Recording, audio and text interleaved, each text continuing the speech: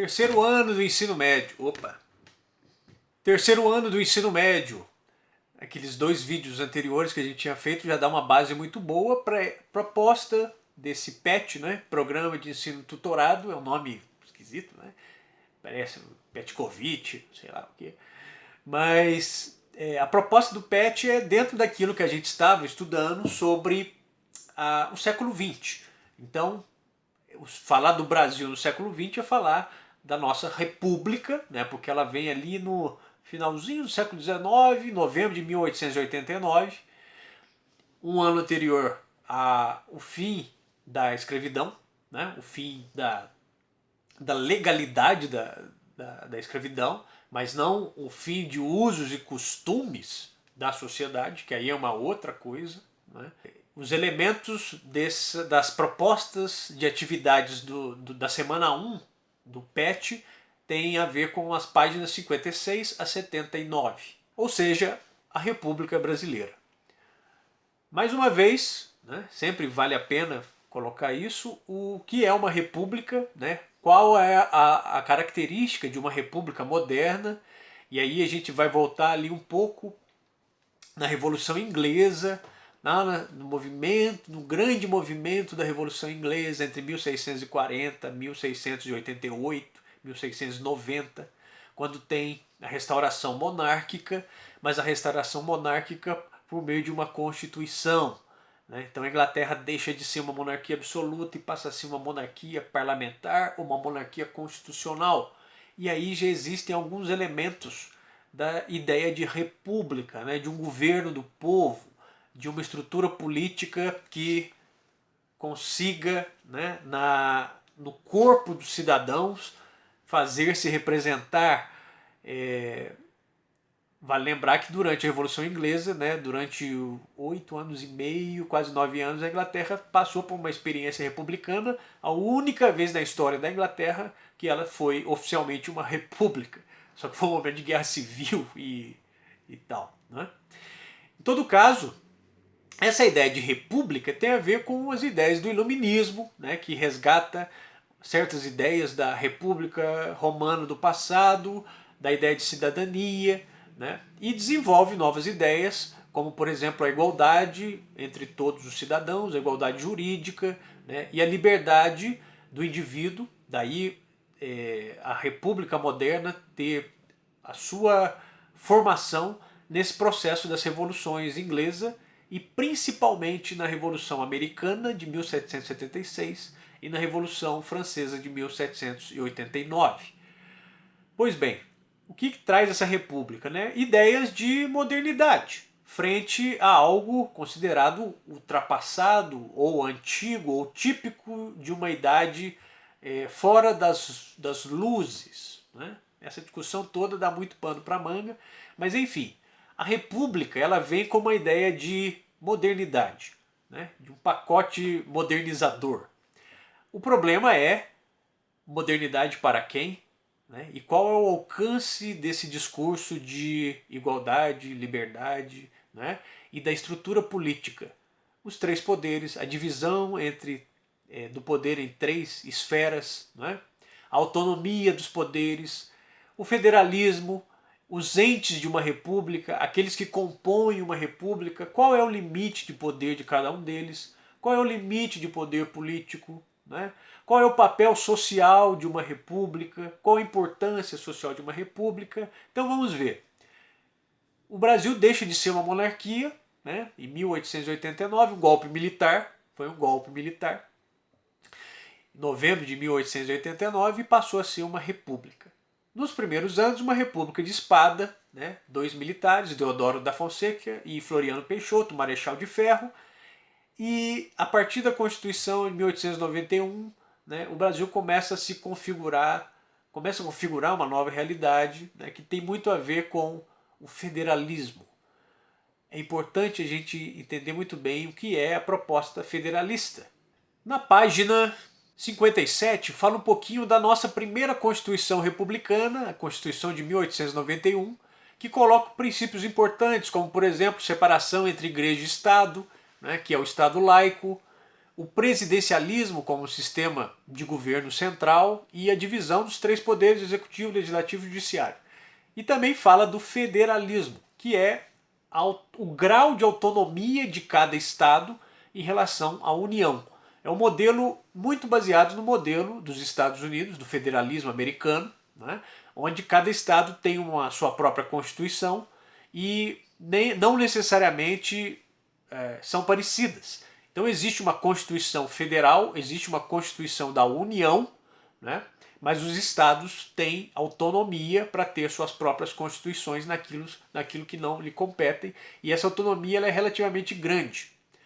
Isso vai ser muito importante na história da nossa república, porque nessa mesma página 57 fala da questão do quem era o cidadão dessa república brasileira. E a gente vai ver que 80% não podiam participar da política na condição de eleitores ou de eleitos. Isso significa que uma parcela, a maior parte da população estava excluída da nossa república, portanto excluída desse pacote da modernidade, né, das melhorias, entendido nesse sentido, né, e ao mesmo tempo, se a grande maioria está excluída da política, a minoria faz a política. E quem era essa minoria? Essa minoria, né, que a gente vai chamar das oligarquias. Oligarquia é o governo de poucos. Né? Então faz todo sentido, a maioria excluída, uma minoria faz essa política, e daí o nome República Oligárquica, que a gente vai ver na página 59.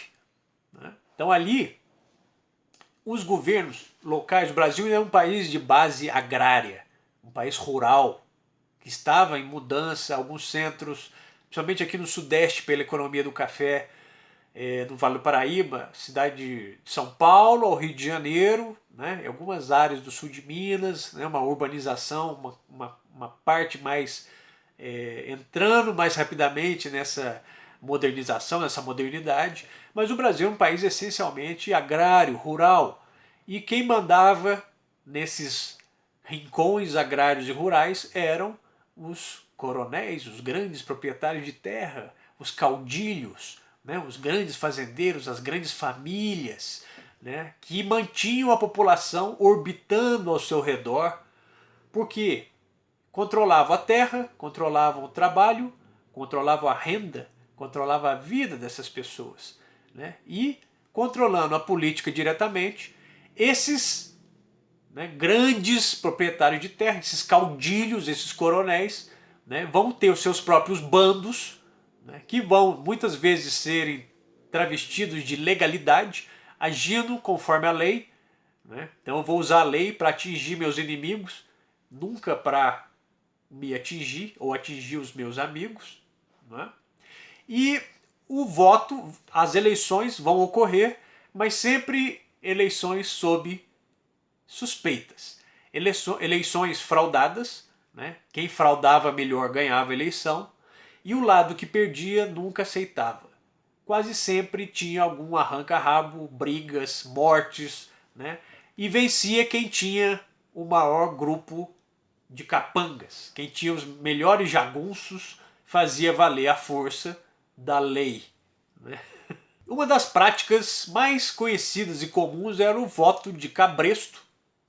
Até hoje a gente fala sobre isso.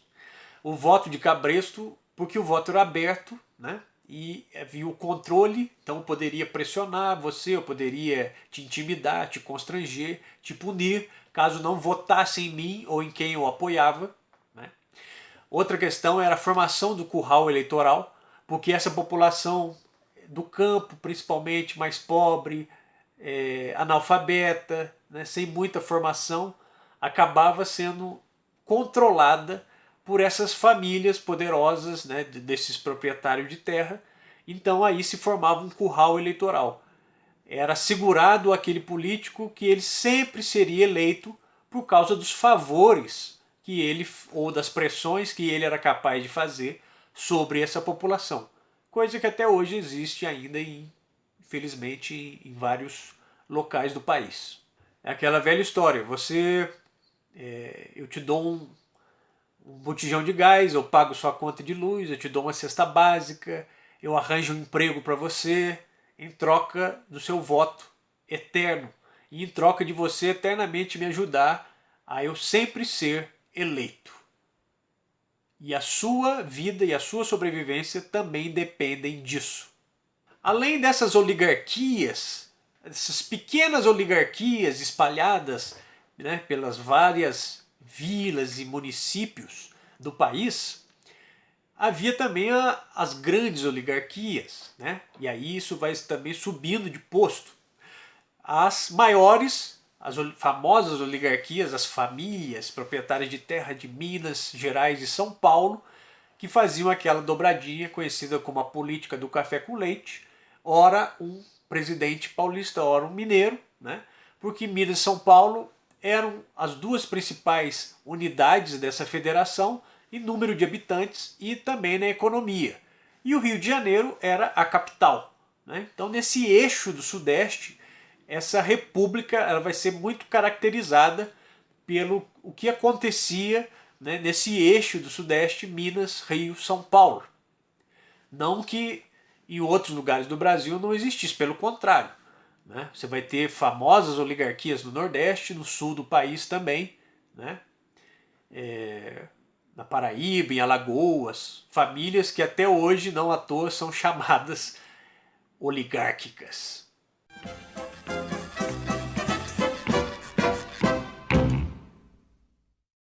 No entanto, essa exclusão também que a República Oligárquica Brasileira fazia sobre, por exemplo, a imensa população de ex-escravos, o que foi feito dessa população, como a sociedade absorveu essa população, o que o Estado brasileiro, a nossa República, fez por essa população, na maior parte das vezes era a criminalização dessas populações. Nas cidades como Rio, São Paulo, Salvador, nós vamos ver a ocupação de lugares afastados, lugares que não tinham nenhum tipo, de controle por parte do poder público, né? E ao mesmo tempo nós vamos ver a modernização das cidades, das elites nas cidades, né, querendo transformar, sobretudo o Rio de Janeiro, numa espécie de Paris tropical. Então existe uma grande reforma urbana no Rio de Janeiro, mas também, além dessa euforia que vinha muito da Belle Époque da Europa para cá, entre a nossa elite, nos movimentos dos excluídos da República, nos movimentos populares, nós vamos ter a revolta de Canudos, o cangaço, o contestado, a revolta da vacina, a revolta da chibata. Nessa esteira dos excluídos da República Brasileira, nós vamos ter uma série de movimentos. Isso está no meu segundo vídeo, né, para os terceiros. Uma série de movimentos no campo e nas cidades, né, com relação a essa república. Alguns movimentos de contestação à república, principalmente os movimentos do campo, e aí Canudos e o contestado com suas lideranças messiânicas, né, de homens que claramente colocavam, né, a república como um governo do mal, não a república brasileira em si, a própria ideia de república para eles, né, porque eles tinham uma ideia, eles queriam a volta da monarquia, eles não viam com bons olhos a república, principalmente porque a república vinha separando a igreja do Estado. Então eles tinham uma visão conservadora, é um movimento popular, mas de forte visão conservadora. Por isso que as coisas são bem complexas. Movimentos urbanos, como a revolta da vacina, a revolta da vacina no Rio de Janeiro, movimentos sociais como, além Canudos e contestados, certamente são movimentos sociais, mas a revolta da chibata contra os maus tratos a mulatos e negros na Marinha, né, coisa que é muito reveladora dessa face da sociedade brasileira, das desigualdades e do racismo, que persistem, são a grande estrutura ao longo do tempo. Né? Movimentos propriamente urbanos, como o anarcossindicalismo, que chega na Grande Greve de 1917 em São Paulo, muito influenciado pelo que acontecia na Rússia de 1917. A Rússia que deixa a Primeira Guerra Mundial porque resolvia suas próprias roupas sujas ali. Não é? O tenentismo, que é um movimento já na década de 20, ligado a classes médias e a militares de média patente, mas que queriam um choque republicano, né? Uma república de fato, sem esses vícios do coronelismo, né, do governo dos coronéis, do clientelismo, que é você fazer dos eleitores clientes, né, que é a base do curral eleitoral, do vício entre misturar coisa pública com coisa privada. Né? Eles queriam um verdadeiro choque de modernização, além de movimentos, né, como a Semana de Arte de 22, a Semana de Arte Moderna, que, além de ser um movimento de vanguarda, né, querer trazia uma ideia de modernidade para a arte brasileira, também tinha um aspecto nacionalista, né, criar uma arte que fosse verdadeiramente nacional, brasileira. Né? Afinal de contas, o Brasil é essa mistura de elementos europeus, africanos, indígenas, que cria algo novo, mas o que é, afinal de contas, né, essa arte brasileira e também o que é essa sociedade brasileira. Então começam vários estudos de cientistas sociais, de sociólogos, de antropólogos, para entender, afinal de contas, o que é o Brasil, o que é o povo brasileiro, né? Fora também de todas essas ideias da política que a República traz, né? Da política, da economia. Né? Afinal de contas, o que é o povo brasileiro?